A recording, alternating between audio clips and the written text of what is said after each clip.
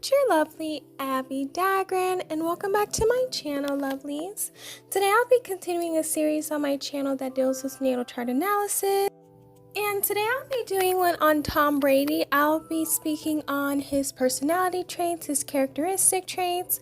I will also be speaking on how he's been able to gain a lot of success based off of his chart. So please stay tuned for the rest of my video, lovelies. If you have not yet become a part of the Abbie Dagrin family, then this is your calling to do so. Please make sure you hit that subscribe button and that notification bell so you know when I upload videos on the daily.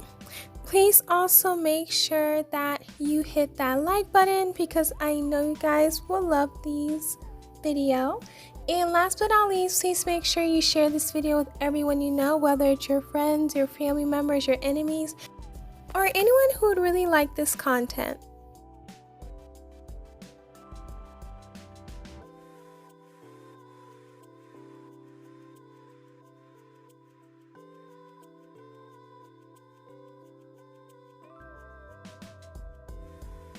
Tom Brady was born on August 3rd, 1977, so this makes him a Leo. And because he's a Leo, he tends to be someone who loves to be in the spotlight. He's someone who really loves to be out there. He's very much vocal. He's very much a fun person. He's very passionate in regards to anything that he does. He's someone who's very creative and self-expressive. And because he's a fire sign and a fixed sign, the fixed sign will make him really much a person who will consistently do the same thing, and he's going to set his mind to something and no one can change him. He's also the type of person who is going to just be out there, be very vocal, very warm, very bold as to how he feels. This is a great placement to have the sun in is in Leo because Leo is ruled by the sun, and he really does love being the center of attention, so this really describes him a lot. Next up would be his moon in Aries, and with this placement he tends to be someone who's very intense in regards to how he feels. He's someone who's very fiery. Makes sense because it is a fire sign. He has a fiery personality. He's someone who's very passionate in regards to how he feels in life, and he's passionate in anything that he does. He's also ready for a new experience at all times. This explains him being very adventurous because he has a moon in Aries. He's someone who's very impulsive and reactive sometimes. He can be very passionate, very optimistic. He can be someone who's very fun to be around. He's very energetic. That comes from him being a fire sign.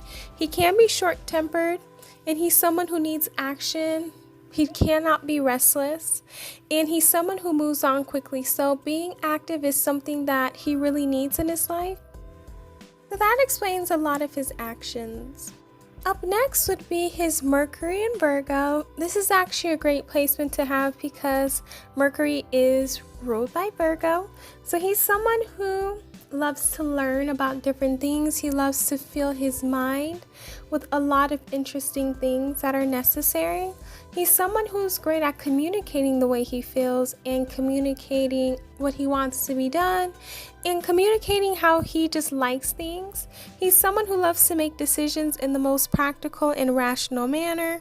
So even though his moon placement can make him very much someone who will make decisions very fast, with this placement, he's someone who is very practical and very rational in regards to how he thinks and does things. So it's really beneficial for him to have this placement because he'll be making decisions, even though if other people don't agree with him, but in a way for him that is rational. Up next is his Cancer and Venus, and he wants someone who's very caring, very comfortable, very protective, very empathetic, and very parental. That's something that he did find in Giselle. She was very much caring, very much a parental figure to their children, and he wants a committed and a predictable relationship. He's also the type of person who is very sensitive when it comes to relationships. He craves security, comfort, and love. That's something that he was able to get from Giselle as well. He loves to show by taking care of his partner's needs. He pays more attention to partner's feelings and words. He can resort to maybe the silent treatment when he's upset.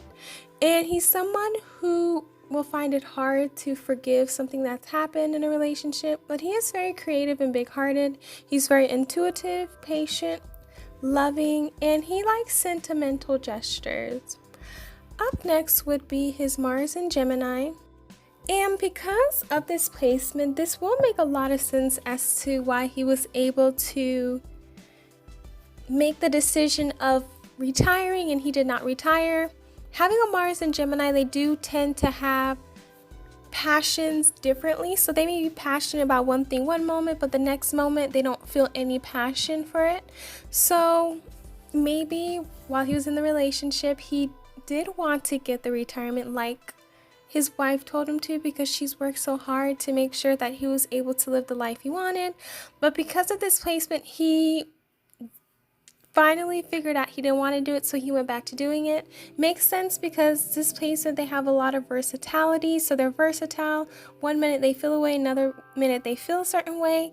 They do have great networking skills. They're very eloquent, and he has a lot of vital energy, so this really describes him a lot.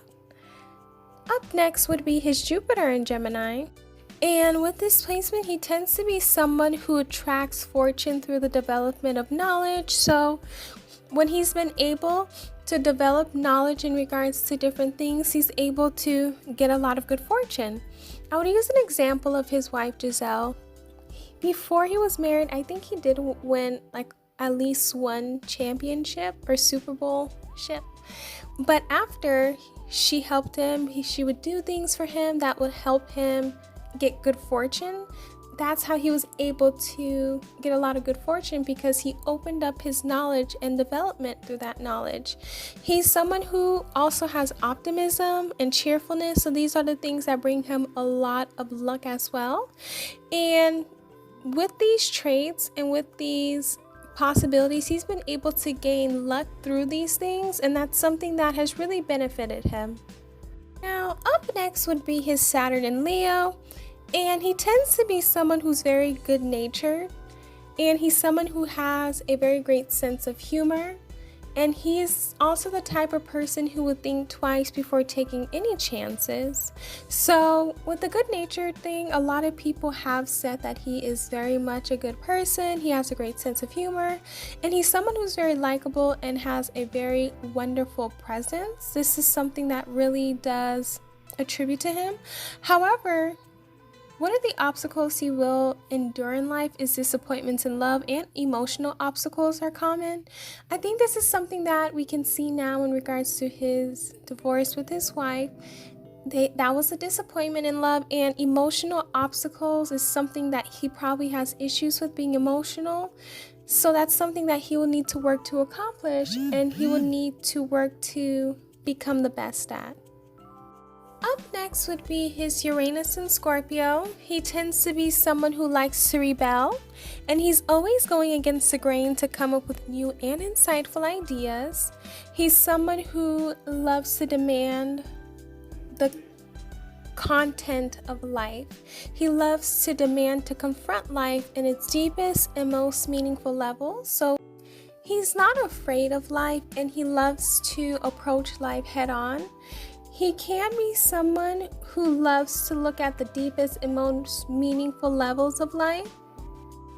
He can be someone who can be compulsive and obsessive in his approach to everything that he has. He will avoid anything that is casual or superficial, especially when it comes to relationships.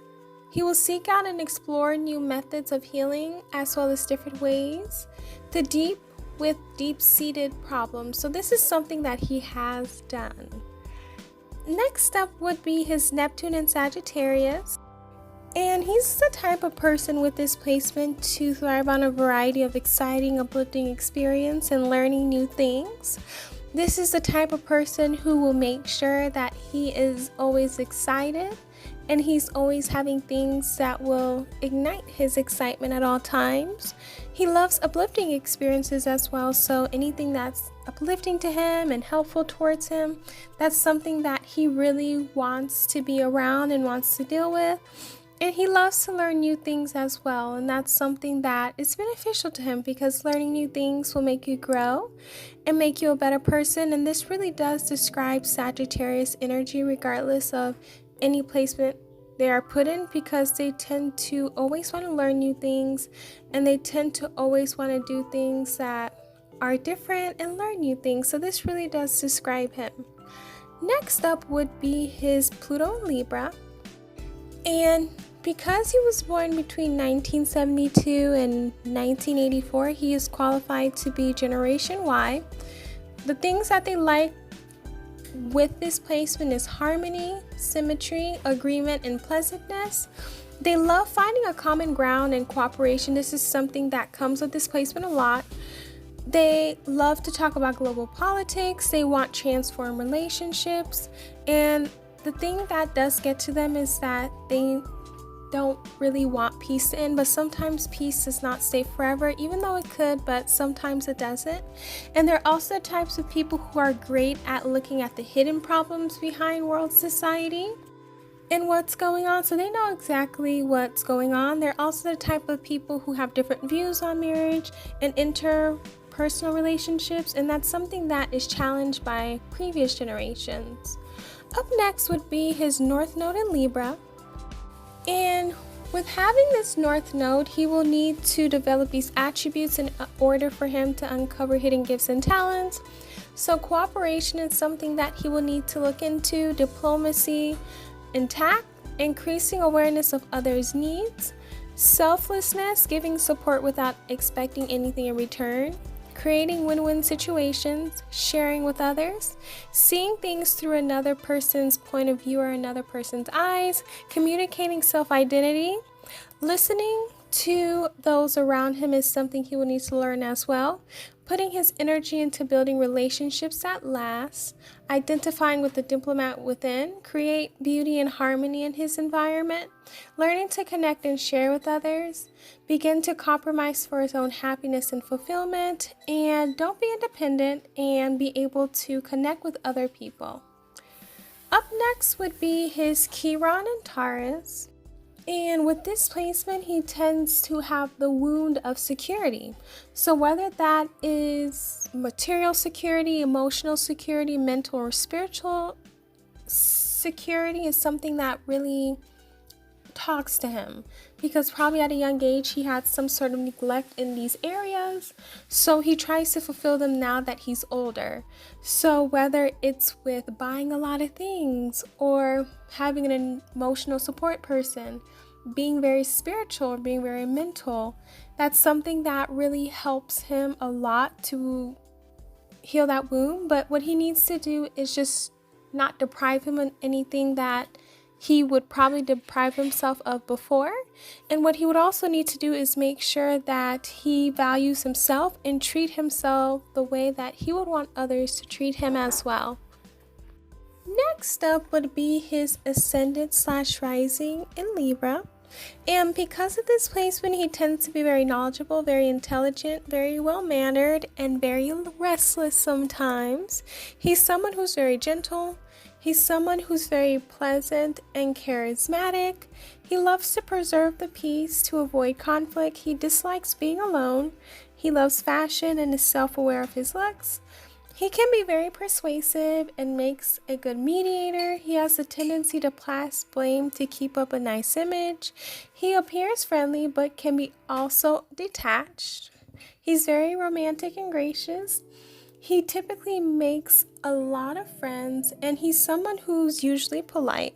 He's also someone who's very balanced, very much charming, very much artistic. He's very sociable.